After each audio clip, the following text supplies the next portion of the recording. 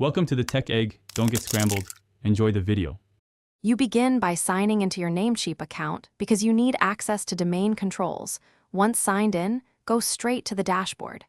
Navigate to the domain list to locate the domain you plan to renew. This is faster than searching. Make sure your payment method is up to date and two-factor authentication is accessible, since Namecheap may request verification. If the domain is expired, note whether it's in a grace or redemption period, because renewal options and fees differ accordingly. You select the domain in your domain list, then click Renew or Open Manage and choose Renew. This initiates the transaction flow.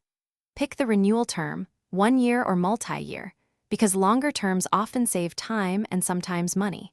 Decide whether to add or extend domain privacy and enable auto-renew to avoid future lapses. Double-check promo codes and subtotal. Make sure the correct payment method is selected so the charge completes without rejection or delay, which could interrupt DNS propagation. You complete payment and should immediately receive an on-screen confirmation and an email receipt. Once done, verify the domain expiration date updated in domain list. If payment fails, try reprocessing with another card or PayPal, clear browser cache, or use incognito mode because session issues sometimes block checkout.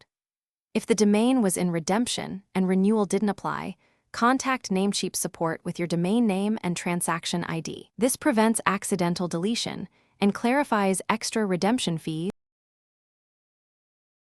Thanks for watching. Consider subscribing if I helped unscramble your problems.